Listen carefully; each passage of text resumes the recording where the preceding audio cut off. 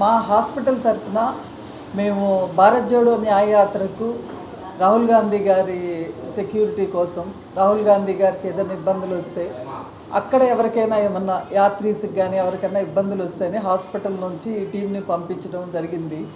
So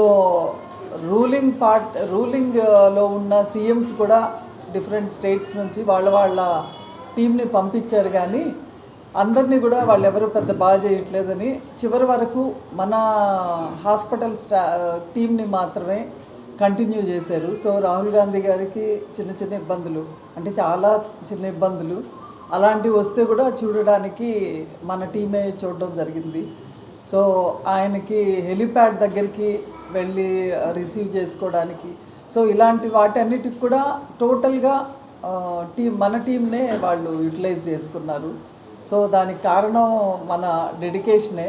so మన హాస్పిటల్లో మన బాటమ్ లెవెల్ నుంచి టాప్ లెవెల్ వరకు స్టాఫ్ అందరూ కూడా ఎవరు చేయదగ్గ పని వాళ్ళు డెడికేటెడ్గా చేస్తారు. సో మా హాస్పిటల్ డెడికేషన్కి భారత్ జోడో యాత్ర అనేది ఒక లిట్మస్ టెస్ట్ అనేది.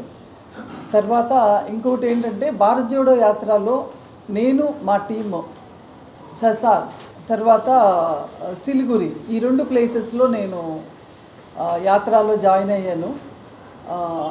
బీహార్ దగ్గర ఉండే ససార్లో నేను రాహుల్ గాంధీ గారిని కూడా కలవడం జరిగింది. సో మిగతా ప్లేసెస్లో అంతా మిగతా అంటే సిలిగురిలో అంతా నేను కలిసే అంత టైం కూడా లేదు, ఓన్లీ 1 డే ఉండి వెళ్ళిపోవడం జరిగింది.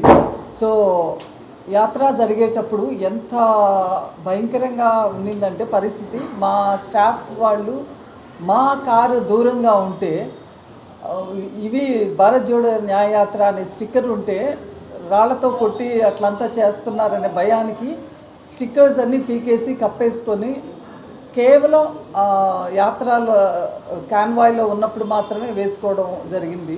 సో దీన్ని బట్టి మనం అర్థం చేసుకోవచ్చు ఎంత భయంకరంగా యాత్రని స్టాప్ చేయాలని.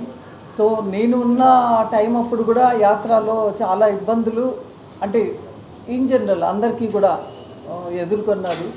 సో అందరూ ఏంటంటే భారత్ జోడో యాత్ర పాదయాత్ర చాలా కష్టమైంది అనుకున్నారు, కానీ బట్ న్యాయయాత్ర అనేది ఇంకా డిఫికల్ట్ టాస్క్ అయింది.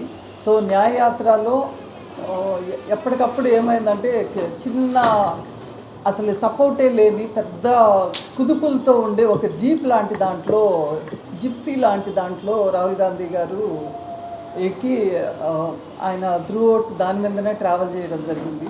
సో దారిలో ఉండే వాళ్ళంతా అత్యుత్సాహంతో కొంతమంది షేక్ హ్యాండ్ ఇవ్వాలని, కొంతమంది అపోజిషన్లో మనకు అగెయిన్స్ట్ ఉండే పొలిటికల్ పార్టీస్ వాళ్ళు మనుషులను పెట్టి ఆయనకి షేక్ హ్యాండ్ ఇప్పించేసి చేతులు ఇలా అనేసి చేతులు నలిపేసి అవన్నీ చేయడము అన్నీ జరిగింది.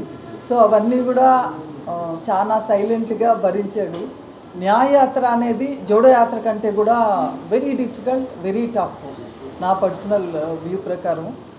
నేను మా పార్టీకి ఒక 10 lakhs వరకు అంటే పార్టీ ఫండ్ కింద ఎవ్రీడే ఒక 13,800 చొప్పున నేను ఒక ఫండ్ కింద ఎవ్రీడే ఇచ్చేదాన్ని. అంటే కాంగ్రెస్ ఇట్ వాజ్ డిమాండింగ్, అంటే it was requesting for raising funds.